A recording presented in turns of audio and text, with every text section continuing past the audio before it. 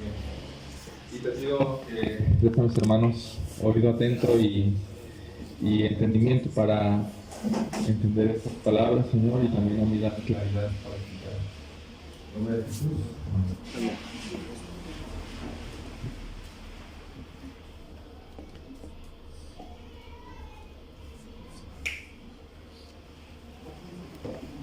Bueno, pues abramos nuestras Biblias en Efesios. Estamos estudiando la carta de los Efesios, pasaje por pasaje, poco a poco, para ver qué es lo que Dios tiene para nosotros aquí.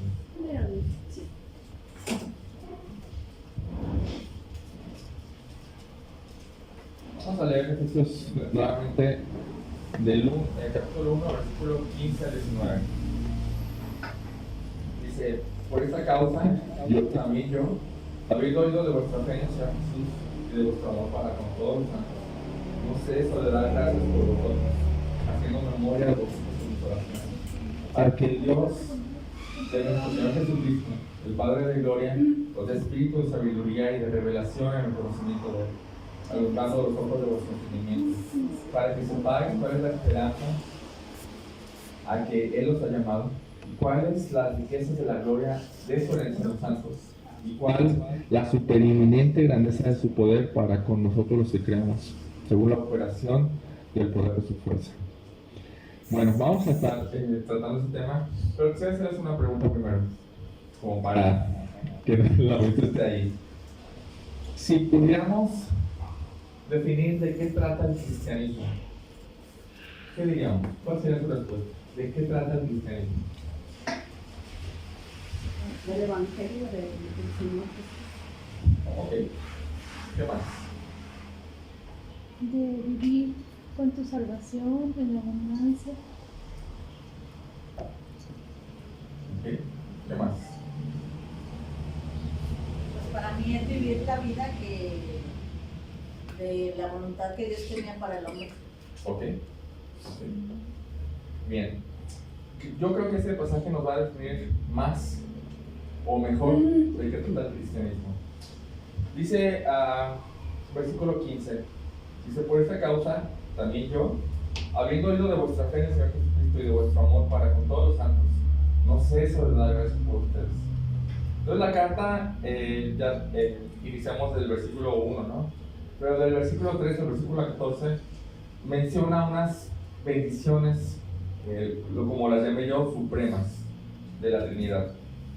La carta comenzó enumerando la elección, la predestinación, la redención, que es la liberación del pecado, el perdón del pecado, la revelación de un plano oculto que tiene Dios.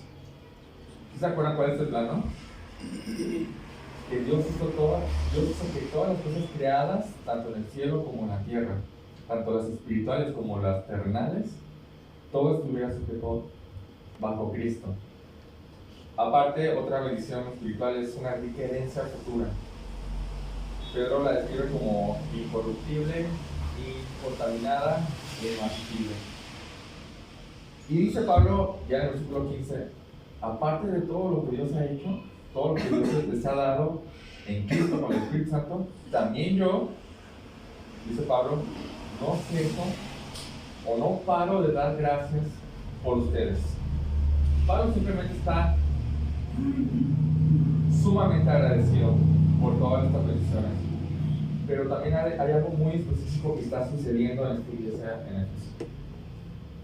Dice, yo, habiendo escuchado de vuestra fe en el Señor Jesús y de vuestro amor para con todos los santos, yo no paro de dar gracias. ¿Qué es lo que está sucediendo? Acuérdense que él está en la cárcel, ¿no?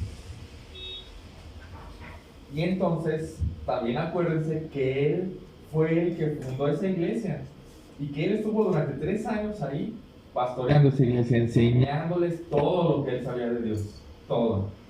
Dice Hechos 20, yo no rehuía a enseñarles todo el consejo de Dios, yo les enseñé todo lo que sabía durante 3 años.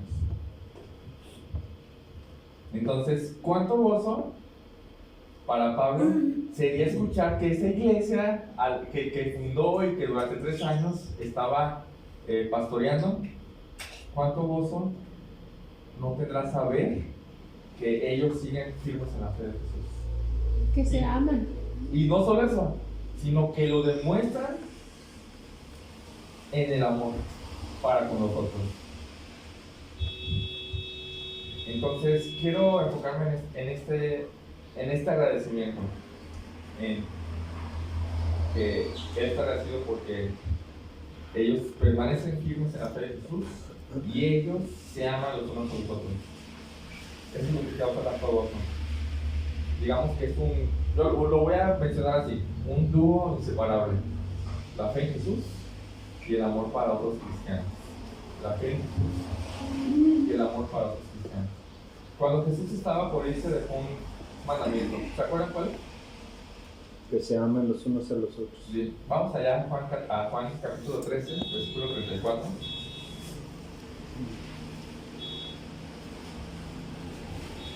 Juan capítulo 13, 34 al 35. ¿Quién quiere darle lectura? Yo. A ver. Un mandamiento nuevo os doy, que os améis unos a otros como yo os he amado, que también os améis unos a otros. Y después en el 35 les dice esto. ¿Qué dice? En esto conocerán todos los que sois mis discípulos, si tuvieres amor por los unos con otros, con nosotros. Por eso menciono que es inseparable. ¿Cuál es la manera de conocer que alguien es cristiano? El amor. Por sus frutos. Aquí, ¿te acuerdas a este pasaje? Que no sabemos. Dice que va a amar a otro cristiano. Amarse unos a otros, por Sí. hacer amor. Sí, pero dice, ámense los unos a los otros. Ese es mi mandamiento. En esto la gente conocerá que son mis discípulos, o que me siguen o que creen en mí. Si se aman los unos a los otros, o sea, entre ustedes. En pocas palabras, la manera de identificar si alguien cree en mí, dice Jesús, es que se tienen amor los unos a los otros. Simplemente es lo que se espera, ¿no? Si no tienes fe en Jesucristo, entonces no puedes tener amor genuino por otro cristiano. Y si no tienes amor genuino por otro cristiano, tendrías que examinar tu fe. Si es que lo tienes. Son inseparables. Solo unos textos más para dejar firme esta idea. Vamos a 1 de Juan, capítulo 3, versículo 10.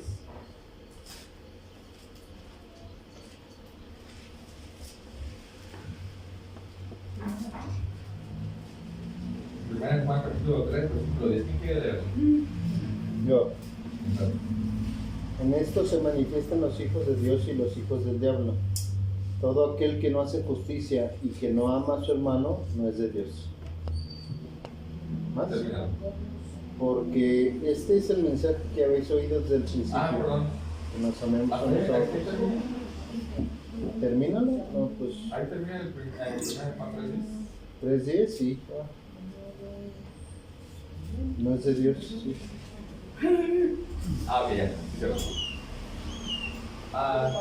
En esto se reconocen los hijos de Dios y los hijos del diablo. Fíjense bien, hay una forma de saberlo, de reconocer. Cuando hablamos de reconocer, hablamos de que nosotros podemos discernir quién es hijo de Dios y quién es hijo del diablo. ¿Cómo? Todo aquel que practica la justicia, pero todo aquel que no practica la justicia o la forma de vivir de Dios, no es de Dios. Tampoco el que no ama a su hermano, aquí es el versículo, tampoco aquel que no ama a su hermano. Está interesante, ¿no? El que no ama a su hermano, o digamos, el que no ama a otro cristiano, eso no es de Dios. Él no es de Dios, él es hijo del diablo. Interesante la forma de decir de Juan. Ahí mismo en 1 de Juan capítulo 4, versículo 7.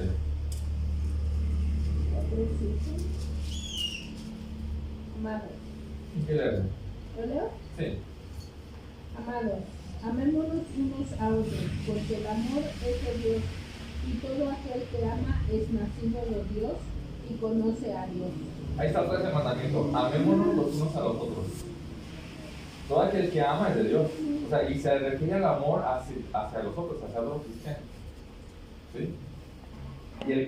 Y lo que quiere decir es que el que no ama a otro cristiano, pues no ha sido nacido de Dios. No ha tenido este nuevo nacimiento. Por último, 1 Juan capítulo 5, versículo 1.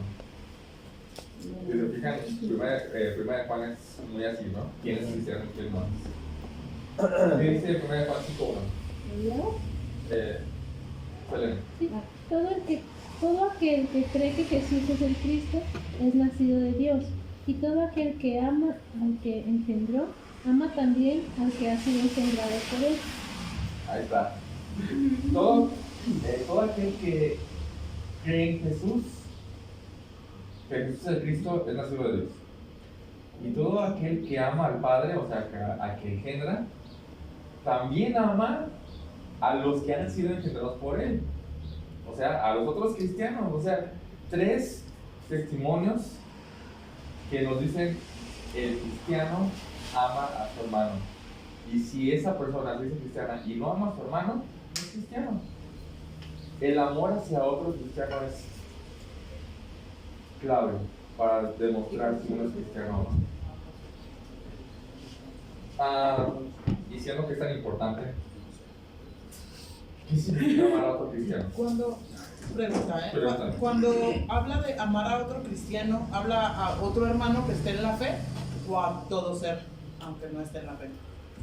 A todo ser que está en la fe. Ok, ¿Sí? si no está en la fe. O sea, se lo llama. Bueno, buena pregunta, muy buena pregunta. Ajá. Dios nos llama a amar a todo el mundo, ¿no? Jesús en el Sermón del Monte dice: amen a sus enemigos. Amor que no te ama. Sí. Porque ¿qué de diferente tiene amar solo a los que te aman, no? No. Sí estamos llamados a amar a todo el mundo y a todo el mundo. Lo que aquí estoy diciendo es un amor especial. Ok. Es más especial. ¿Sí? Y entonces pregunto, ¿qué significa amar a otro cristiano? Vamos aquí en nuestra iglesia, donde siempre nos reunimos, o en otras iglesias, ¿qué significa amar? Bueno, yo lo veo como aparte, no aparte, sino a tu misma familia. O sea, yo puedo amar a una tía o a una prima, pero no la amo como a mi mamá. Okay. Entonces es parte de mi familia y ese amor que siento por ella es lo que siento yo por los hermanos. Ok, bueno. Amor como de familia, ¿no? Amor valioso. Amor algo valioso, ¿no? No sé, Sí. como de O hermanos. por ejemplo, ahora que nos reunimos con las damas, ¿no? Ahora que no ha estado llegando la hermana Eliu, la hermanita, sí, la que nos juntamos, las extrañamos. Y quiere decir que las amamos, porque si una persona la extrañas es porque la amas. Ok, vamos a explicarlo un poquito más. ¿Qué es amor? ¿Qué es amor? Vamos a empezar por ahí. ¿Qué es amor? ¿Qué es amar? Amor es una palabra que la significa una anteposición que es sin, y mores mortis, sin muerte, que nunca muere. Es un amor fiel, entregado y para siempre, no muere. Ok. ¿Algo más? Creo que No, bueno, con respecto a lo que decías, que decía usted, hermano, que es el amor, el amor al prójimo. El Señor Jesucristo lo representa de la mejor manera al decir que no hay mejor amigo que aquel que da la vida por él y poniéndose como un ejemplo, un parámetro. Ese es un versículo clave para entender qué significa amor. Amor significa sacrificio. Amor no es la idea romántica que nos venden los medios, ni las telenovelas, ni las películas. El amor sí es eso, pero es mucho más que eso, mucho más. ¿Ok? Sacrificio creo que es la mejor forma de describir el amor. Sacrificar mis gustos por mi hermano. yo creo que también cuando dice que gózate con los que se gozan, acompaña a los que están tristes, Sí, todo está dentro, pero ¿qué pasa cuando mi hermano no tiene mis mismas formas de hacer las cosas? Amor es Soportar. Hermano, nomás para no interrumpirle tanto, también lo entiendo de una manera como amor es al prójimo o al otro ser o al hermano, es vaciarme de mí mismo para hacer feliz a la otra persona. Sí, porque es como, no esperar. Es ese sacrificio en el que yo dejo de exigir lo que yo quiero Para ser feliz. y para, sí, o sea, en las películas generalmente, en las historias, cualquier historia tiene cosas de amor. Una persona, cuando demuestras amor, está haciendo todo por otra persona, ¿no?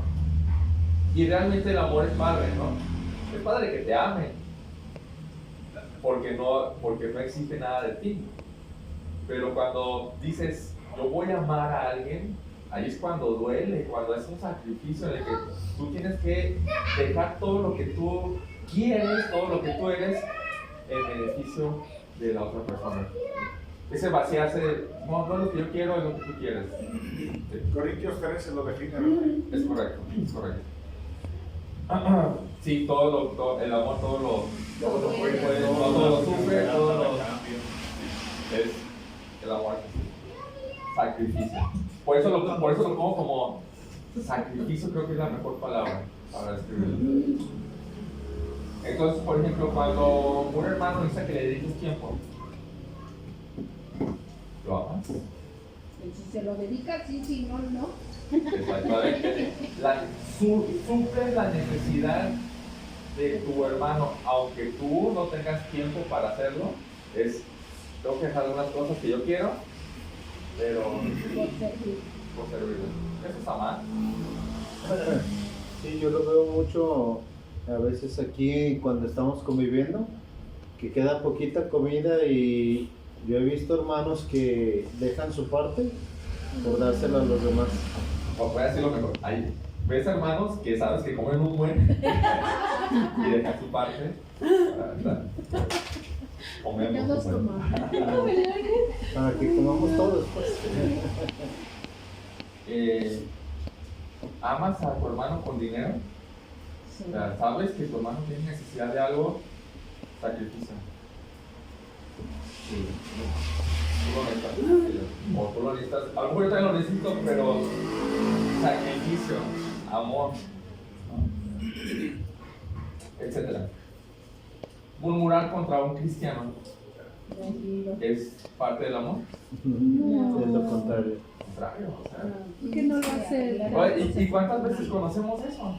Que dices, ay, este hermano está murmurando. O sea, ¿qué onda?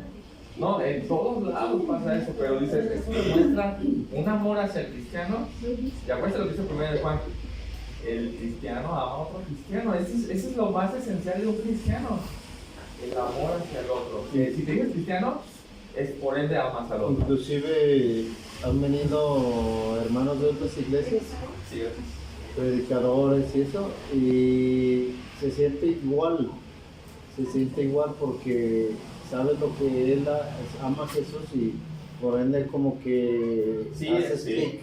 Es como, si les pasa, ¿no? Es como si los conocieras. O sea, esta vez que estábamos en Monterrey, nos dimos cuenta que fuimos a una boda de una amiga de mi esposa. Entonces se encontró con un montón de compañeras de la escuela, ¿no? Y supimos que una de ellas se convirtió. Ya tenía rato de cristiana. Entonces, había algo especial, aunque ella nunca se había juntado mucho con ella, solo la conocía, ahora había algo especial. Aunque está en Monterrey, pero nos miramos todos, porque también su esposa se convirtió, ella se convirtió, nosotros éramos cristianos, nos miramos todos con algo, con una mirada especial, con un sentimiento especial de que somos parte de lo mismo. Aunque estés en Monterrey, aunque nunca nos hubiéramos visto, hay algo que ahora sí. Es un mismo sentir. Sí, ahí está. Mismo amor. Exacto. Hay algo que nos une. Sí. los cristianos, la lealtad, ¿qué opinan? Es parte del amor. Sí. Cristiano. Estar peleado o estar enemistado con un hermano, eso no es como que suena extraño al amor cristiano, suena extraño al cristiano, suena muy extraño. Dejar que peque libremente, o sea, a veces nosotros nos damos cuenta de que un hermano está en pecado, pero él mismo nos puede decir, tú que te metes, tú no es tu problema. ¿A quién me ha tocado eso? A mí me ha tocado eso. Dejar que siga con su pecado es parte del amor cristiano. No me estoy preocupando por él ni por su salud espiritual. Ir y meterme en su vida es parte del amor cristiano, porque es para tu bien. Simplemente, bueno, ¿qué opinan de perdonar? ¿Es parte del amor cristiano? Sí. Es parte de. No perdonar es ajeno a la fe en Cristo. Simplemente todo esto se espera de alguien que dice tener fe. Inclusive cuando se excomulga o se pone en disciplina a alguien y se le trata como no creyente, se lo hace para el fin de que se arrepienta y que regrese. Es parte del amor cristiano, exactamente. Para que regrese. Entonces, simplemente todo esto se espera de alguien que dice que tiene fe en Jesucristo, que ame a su hermano de una manera genuina. Entonces les pregunto, ¿amas a tu hermano? ¿Tienes algo en contra de alguien? ¿Estás enemistado con alguien? ¿Murmuras? ¿Tienes algo que perdonar? El amor cristiano es algo bien específico y se requiere para demostrar que eres cristiano. Van de la mano, por eso digo que es un dúo inseparable. La iglesia en Éfeso dio testimonio de que ellos se amaban entre sí. Dice Pablo, he escuchado, o sea, estoy tan agradecido, doy gracias a Dios también porque ustedes, bueno, yo estoy en la cárcel y llegó a mis oídos que ustedes siguen fijos en el Señor Jesús y que tienen amor para con todos los santos. Fíjense cómo dice el texto, para con todos los santos. ¿Qué dirían de la iglesia de Corinto? ¿Nos amamos? Sí. ¿Sí? Yo creo que sí, yo creo que no hay algo que alguien diga, no, oye, ¿qué onda? No, ustedes, ¿qué onda? Yo creo que sí es algo que tenemos que reconocer. Aquí nos amamos. Sí. Y hay una buena demostración entonces de la fe de Jesús aquí. Entonces, la iglesia. Sí, adelante, Liz. Sigan. Adelante, Liz. Yo, como ustedes saben, yo aquí estoy sola. Pero cuando vengo, siento mi familia. Y me siento como si estuviera con mis hermanos, literales, que con mis hermanos. Pero el sentirlo es más difícil que decirlo. Sí. Era todo. Sí, gracias, Liz. Ese sentir que tienes tú lo tenemos también. Entonces la iglesia iba muy bien en eso, ¿no? O sea, Pablo está diciendo, sí, estoy tan agradecido por eso, los escucho y me emociono por eso, porque, wow, es una iglesia que ¿se acuerdan de Hechos 20? Dice, yo sé que entrarán, después de mi partida, yo sé que entrarán los rapaces. Entonces, al escuchar que todavía siguen firmes en la fe, y que se siguen amando, lo siguen demostrando amándose, bien, dice, bien. Pero Pablo no se detiene ahí. Él quiere más para ellos. Más para ellos.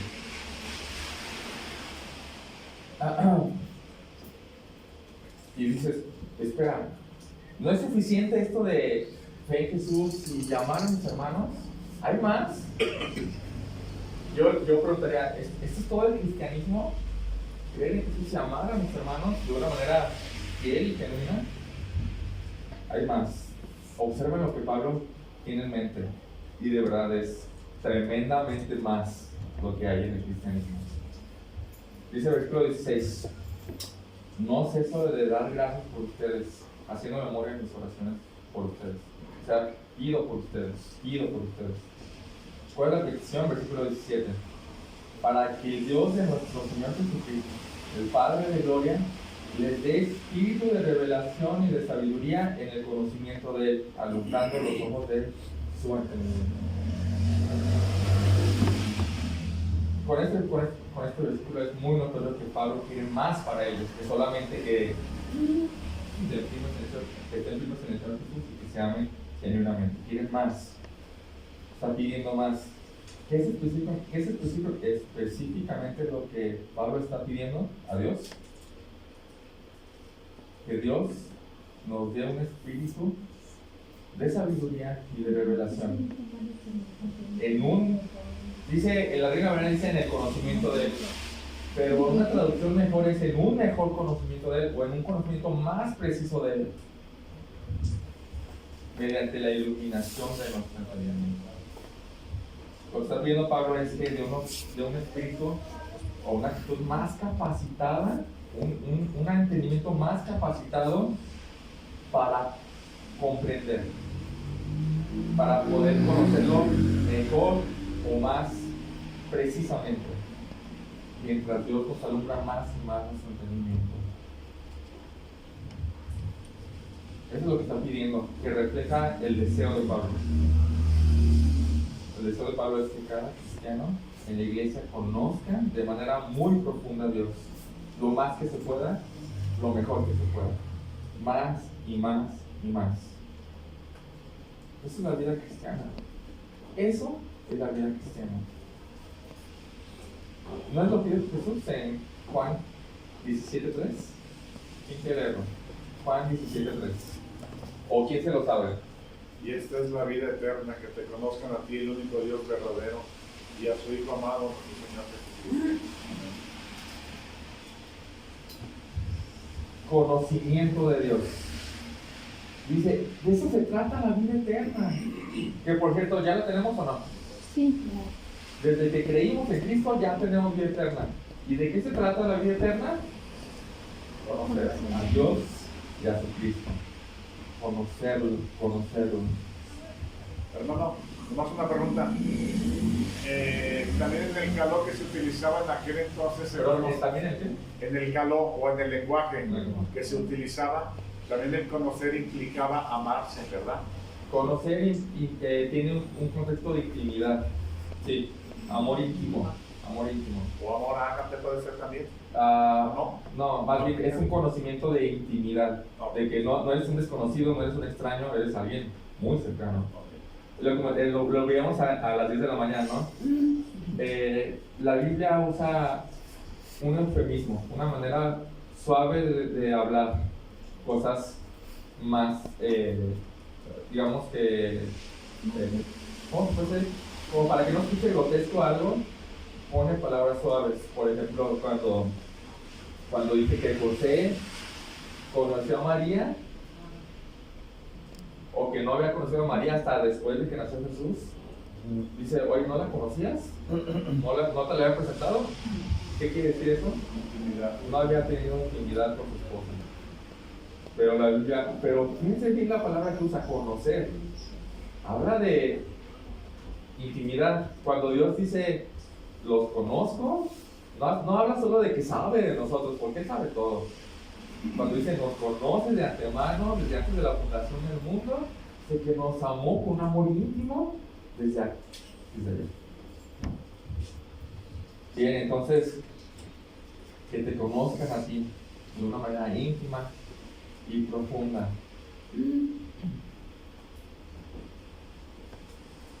La vida cristiana se trata de eso, de conocer las profundidades infinitas de Dios y de Cristo. Y ni siquiera la eternidad nos va a bastar para eso.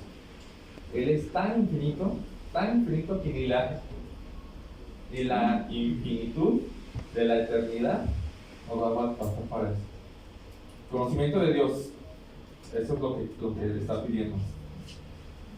Ahora, ¿cómo obtenemos ese conocimiento de Dios? Y aquí voy a agregar un adjetivo, un conocimiento verdadero de Dios. Digo, porque mucha gente puede estudiar la Biblia, pero no todo el mundo que la estudia necesariamente tiene el conocimiento verdadero de Dios, ¿no? Digo, mucha gente, los rabinos la estudiaban, ¿no? Y nunca entendieron quién era Cristo hasta la fecha. Y la Eso la estudian memorizaban. y la memorizan más que nosotros. Y no tienen un conocimiento verdadero. A eso voy con verdadero. Ahora, ¿cómo podemos obtener un conocimiento profundo y verdadero de Dios como es el deseo de Pablo? ¿Cómo lo podemos lograr? Es una cuerda de 3 hilos. 2 están explícitas aquí en este texto y otra la vamos a deducir. Y la primera es la que vamos a deducir. ¿De dónde obtenemos el conocimiento preciso de Dios? Del Espíritu. El conocimiento preciso de Dios lo obtenemos de la palabra únicamente. ¿Sí? No hay otra manera de conocer a Dios con precisión. Dice Romanos que podemos entender que hay un Dios mediante la creación, mediante todo lo que Él hace, ¿no? Pero más precisamente, solamente mediante la Biblia. No hay otro lado, no hay otro lugar. ¿Bien?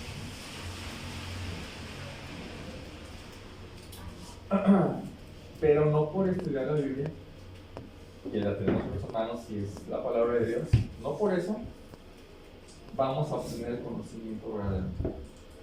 Como les decía, mucha gente que lo hace y no lo obtiene. Necesitamos ayuda externa, El Espíritu el Santo. Espíritu Santo.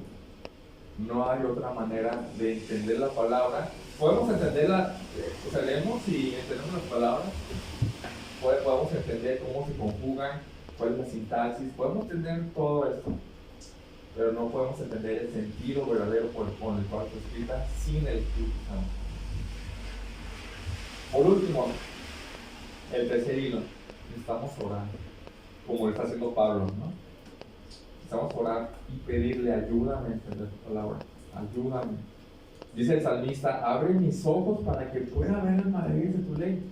Digo, la tengo, ¿no? El rey tenía que escribir una copia de la ley, entonces escribir es mucho mejor que leer, ¿no? Copiarlo es un buen ejercicio, por cierto. Quieren poner más atención, copien lo que están leyendo y como se van a dar cuenta de todas las palabras. Y aún así el salmista dice, abre los ojos para que pueda ver las maravillas de tu ley.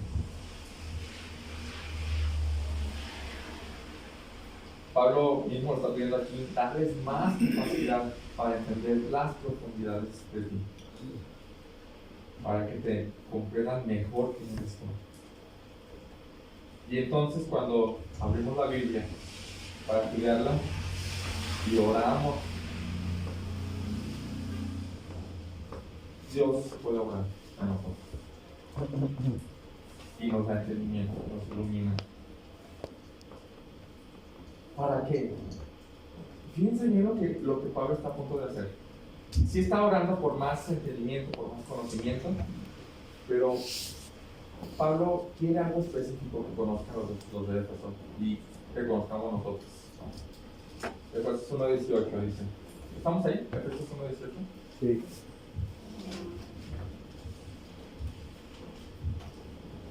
Dice, alumbrando los ojos de nuestro entendimiento, ¿para qué? Para que sepáis, eso es importante, para que ustedes puedan saber 3 cosas en específico.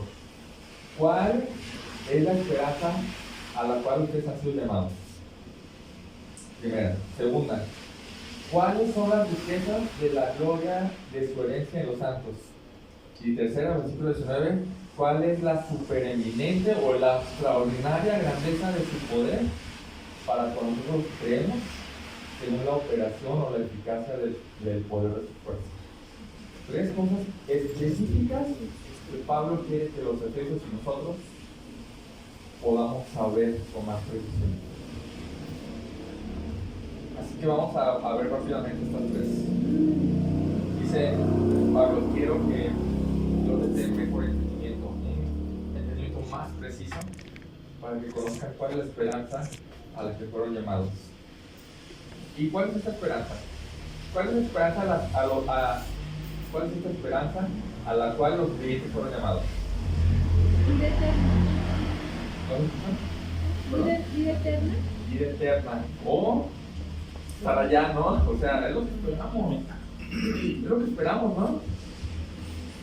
Y creo que Apocalipsis lo dice de una manera excepcional. Apocalipsis 22, 3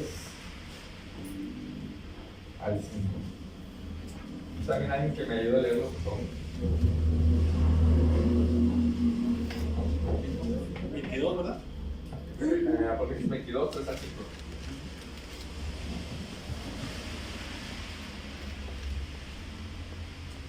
¿Quién quiere leerlo? Ah, Y no habrá más maldición, y el trono de Dios y del Cordero estará en ella, y sus siervos le servirán, y verán su rostro y su nombre estarán en sus frentes. No habrá ahí más noche, y no tienen necesidad de luz, de lámpara, ni de luz del sol, porque Dios, el Señor, los iluminará y reinará por los siglos de los siglos. wow. Por primera dice, ya no habrá más maldición. O sea, ya no habrá más muerte, ni dolor, ni tristeza, ni nada malo, ni pecado. Y dice, pero no solo eso, el trono de Dios y del Cordero estarán ahí. Y nosotros, sus esclavos, le vamos a servir. Nosotros veremos su rostro. Y dices, espera, eso es grande. ¿Tú vas a ver su rostro? ¿Su rostro? Lo vamos a ver allá. Aquí no lo vemos. Aquí vivimos por fe. Allá la fe ya va a ser cumplida. Ya no va a haber fe. Ya va a ser lo real. Ya va a ser un hecho. Ya va a ser un hecho. Vamos a verlo cara a cara. Dice, y su nombre estará escrito en nuestras frentes.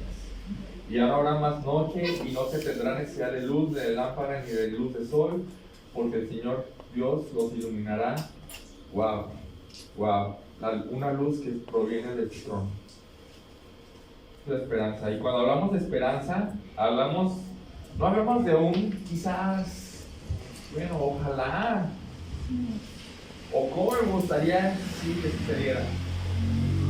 No hablamos así, ¿verdad? Certeza. Hablamos de certeza, de una seguridad firme de que ese día llegará. Hablamos así, porque esa herencia, ya lo vimos la semana pasada, ¿no? Ya se nos dio. Ya somos propietarios de esa herencia, aunque todavía no se nos otorga.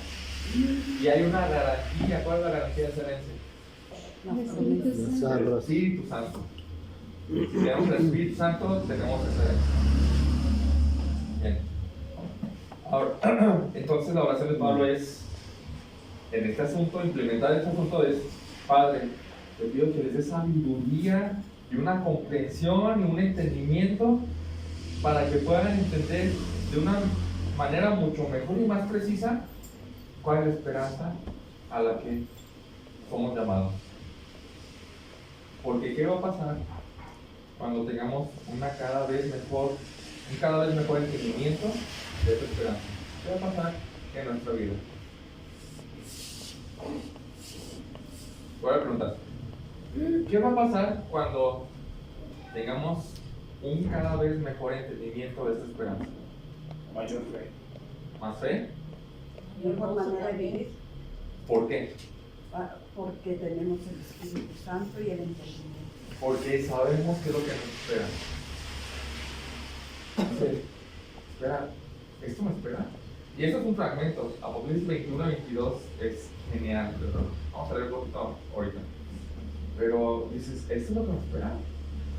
¿Ya no hay dolor? No me espera el infierno donde es un sufrimiento eterno. Me espera el cielo donde ya no hay dolor, ya no hay tristeza, ya no voy a pecar. ¿Me molesta pecar? Ya no va a haber eso. Entonces creo que vamos a vivir mejor. Entre más entendamos cuál es esa esperanza, vamos a vivir con nuestra mirada allá. Como dice, poner la mirada nosotros de arriba, en donde está nuestra herencia, ¿no? Creo que vamos a amar más su venida. Y creo que vamos a esperarla con ansias. O sea, el solo hecho de, Señor, voy a ver cómo eres. ¿Quién no quiere ver cómo es Cristo? en todo su esplendor. No como vino aquí en debilidad y en fragilidad, sino en todo su esplendor. ¿Quién no quiere ver eso? Pero también pide que tengamos cada vez más, una comprensión mejor de las riquezas de la gloria de su herencia. Digo, Dios es abundantemente rico, ¿no? Eso es obvio. Es obvio, sus riquezas son infinitas. Y lo que está diciendo Pablo es, Padre, te pido que ellos entiendan de una mejor manera y más precisa cuáles son esas riquezas de su herencia. Imagínense, hermano, que sepamos la herencia que tiene mi abuela y que me va a heredar, ¿verdad? ¿Cómo no tendría más gusto al saber que tiene, es un ejemplo burdo, ¿no? 1000 caballos, vacas, la hacienda, todo eso. Claro que me emocionaría más ya estar con esa herencia, tenerla, gozarla, ya ansiaría más ese tiempo. Ahí está. Y ese momento, ¿verdad? Exactamente. Y fíjense que yo creo que ese es uno de los grandes problemas, no en el cristianismo, sino en el hombre secular, que no conoce de esa herencia como también no conoce de tal castigo, ¿verdad? Entonces, por eso muchas veces viven de una manera tan secular que no importa, ¿verdad? No importa porque no sabes cuál es la herencia, como también no sabes cuál es el castigo. Entonces, la verdad, se va perdiendo, ¿verdad? No sé cómo explicarlo. Sí, sí, lo entiendo. Y es muy aplicable. El ejemplo de la herencia es excelente. Pero lo que está diciendo aquí es, Pablo está orando por los creyentes. Ya tiene la herencia, pero lo que estoy pidiendo es, sepan cuál es, o sea, que su conocimiento y entendimiento y comprensión de esa herencia crezca, ¿no? Que conozcas lo que tienes. Conócelo más.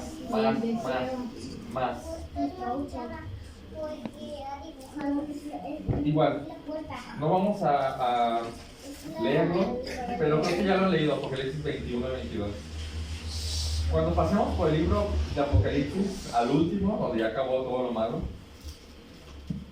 ¿cómo se refleja esta herencia? Empieza con la esposa bajando, ¿no? La ciudad santa. ¿Cómo es la ciudad santa? Resplandeciente, como una piedra preciosa, brillante, cristalina, ¿no? Wow. Y el material de los muros es de piedras preciosas, brillantes, o sea, hay mucha luz ahí, ¿no? Mucho brillo. Y las puertas son perlas, cada puerta es una perla. Y la ciudad completa, ¿de qué material está hecha? De oro puro, pero no es oro puro simplemente, cristalino. Dices, espera, esto es algo diferente.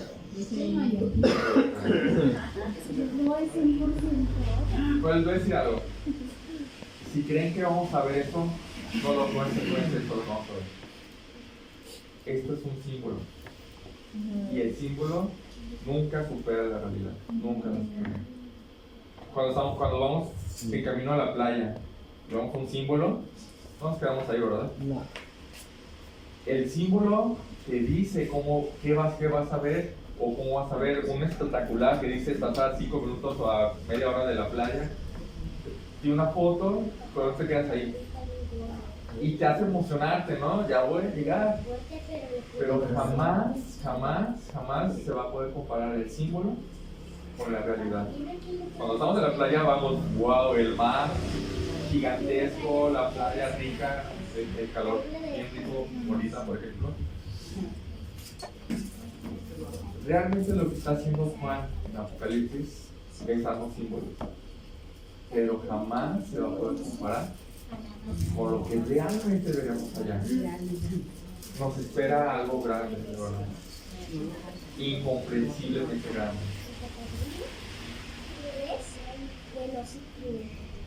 Digo, todas estas ideas de algo brilloso, piedras preciosas, oro puro, cristalino, dices, ¿cómo es eso? Es solo el símbolo. Pero sobre todo, Dios está ahí, coronando esas riquezas.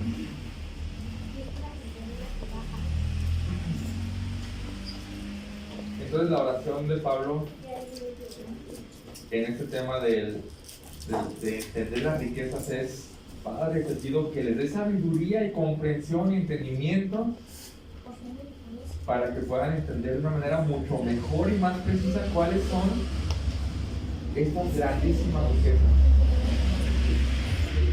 que tienen reservadas para nosotros. Porque, ¿qué va a pasar cuando nuestra comprensión de estas riquezas crezca? ¿Qué va a pasar en nuestra vida? Pues vamos a estar más, anhelarlas más, vamos a... ¿Qué va a pasar con nuestra vida aquí? Se va a detener de pecar Pues, también. ahora sí que como dice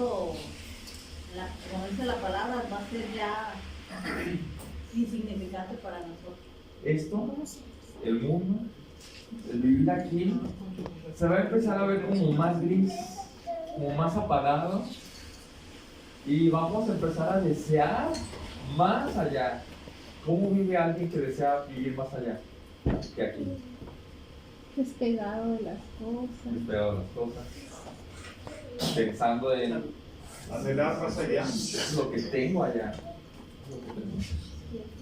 Fíjense, hermano, que yo ahí veo una diferencia, y digo dicho con todo respeto, entre el verdadero cristiano y el católico, que yo me ha tocado la fortuna de ir a predicar en hospitales donde hay hermanos que hacemos oración y ya está por fallecer, ¿verdad?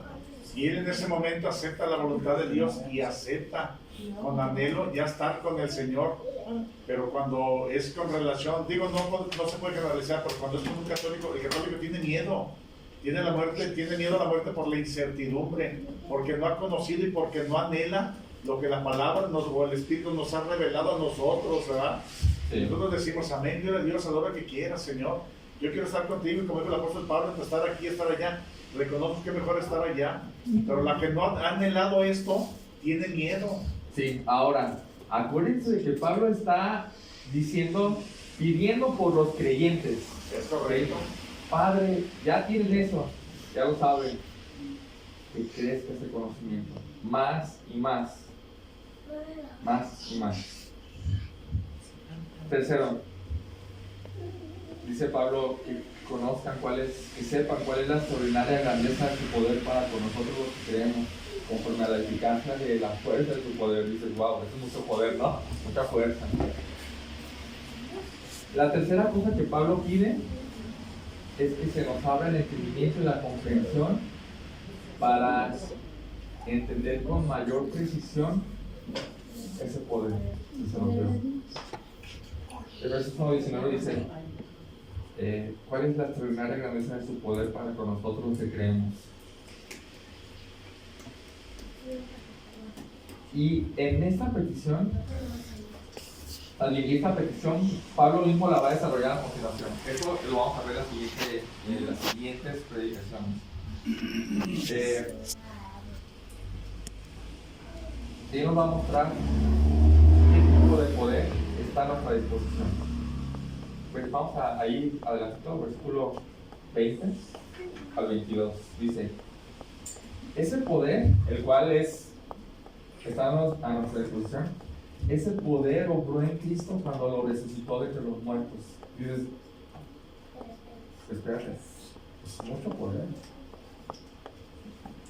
Y no solo lo resucitó, sino que ese poder lo sentó a su diestra en los lugares celestiales, sobre todo principado, autoridad, poder, dominio y sobre todo nombre que se nombra. No solo en este siglo, no solo en esta época, sino en toda la época de la eternidad. ¿Es un poquito poder? Es demasiado poder. 22, y todo lo sometió bajo sus pies. Ese poder, dice Pablo, quiero que conozcan ese poder que tienen. Quiero que lleguen a una mejor comprensión de ese poder que tienen a su disposición. Ese poder, el versículo 19 dice, es para nosotros los que creemos. Un poder inimaginable. Entonces la oración de Pablo en este tema del poder es, Padre, pido que les dé sabiduría y comprensión y entendimiento para que puedan entender de una mejor manera y mucho más precisa cuál es este poder extraordinario o supereminente que tienen los cristianos. ¿Por qué? Porque, ¿qué va a pasar cuando tengamos este mejor conocimiento de este poder en nosotros? ¿Qué va a pasar? ¿Qué va a pasar con la vida del cristiano? Sin temor. Sin temor. ¿Cómo va a ser la lucha del pecado contra el pecado? Va a seguir habiendo lucha. Más fácil. O sea, es como, espera, yo tengo el poder de salir de mi pecado. No, ya tengo el poder. ¿El cristianismo va a vivir en debilidad? No. Triunfante, de victoria en victoria. Va a ser un cristiano fuerte. Porque sabe que tiene un buen de poder. El poder que sentó a Jesucristo en las alturas. Sobre todo.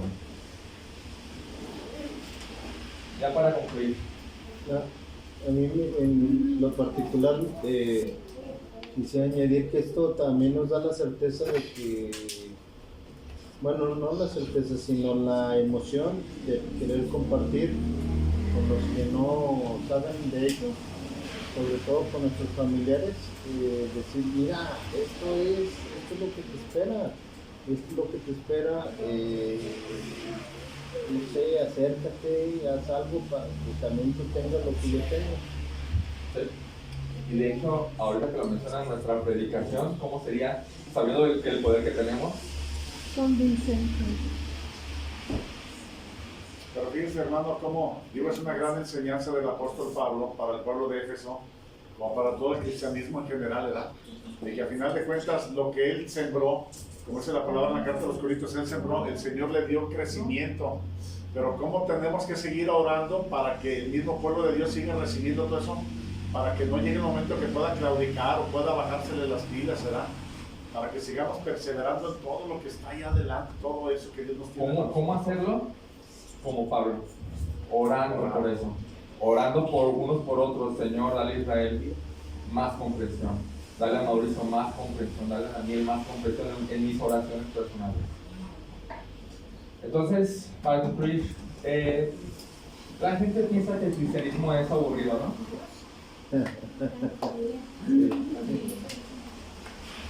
O tedioso, ¿no?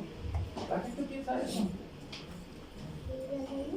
Yo digo, no tienen ni idea de qué es el cristianismo. No tienen ni idea. Peor aún, hay gente que se dice cristiana que piensa que el cristianismo es aburrido. ¿Han conocido gente así? Sí. ¿Han sido gente así? También.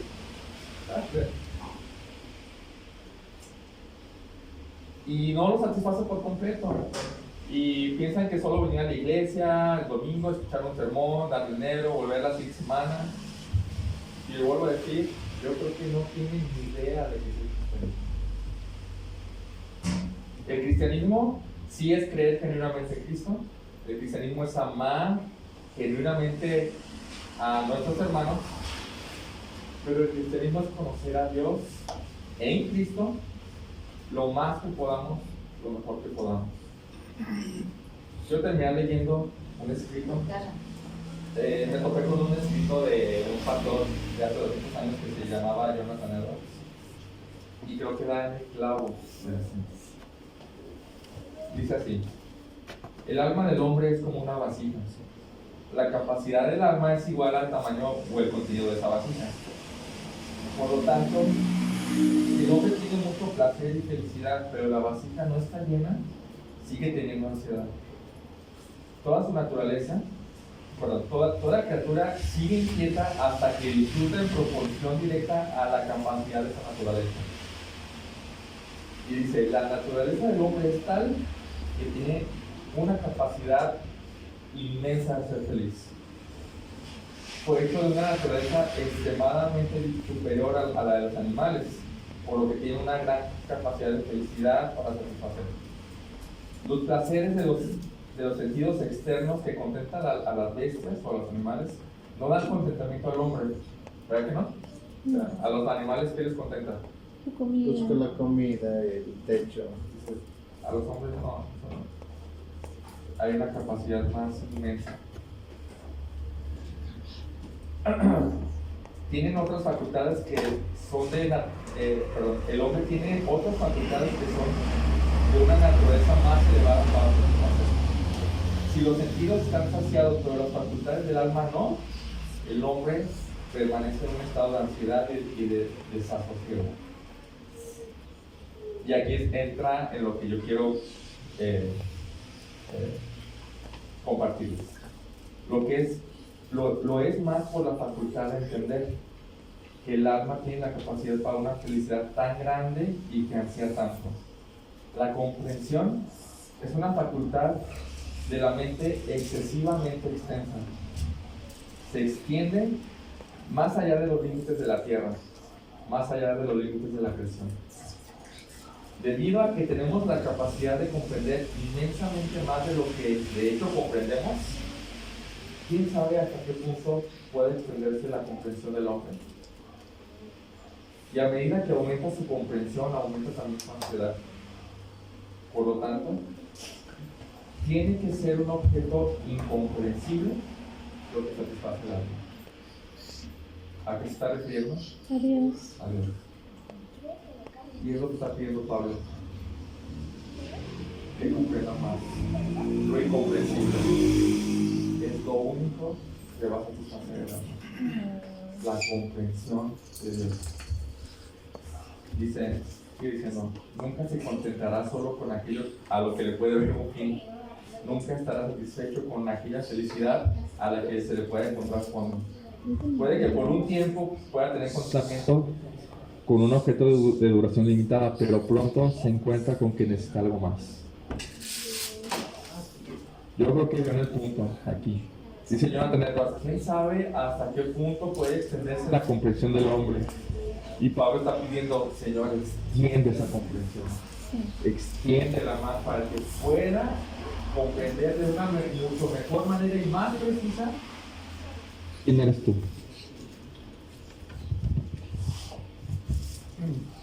Tenemos una mina de conocimiento aquí. ¿Tiene fin? ¿Tiene fondo esto? ¿Cuántos años se lleva estudiando este libro? Muchas vidas. Milenios. ¿Milenios? ¿Si alguien le ha encontrado el fondo? No. Esto no tiene fondo. Tenemos esa mina y tenemos al Espíritu Santo que nos alumbra el entendimiento. ¿Qué vamos a hacer con eso? ¿Qué vamos a hacer con eso? Vamos a ver. Padre bendito, te doy tantas gracias por tu palabra y tantas gracias por nuestra inteligencia en nuestra mente, Señor. Pero Padre, que así como Pablo, yo también te pido, Señor, que nos ayudes a entender y comprender más, Señor, que extiendas nuestra comprensión de ti, Señor. Y Padre, esto se reflejará en la forma de vivir. Padre, que nuestro entendimiento sea abierto, Señor, más y más.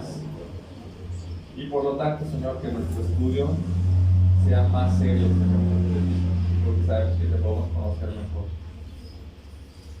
Te pido que obres en nosotros, Señor. En nombre de Jesús. Amén.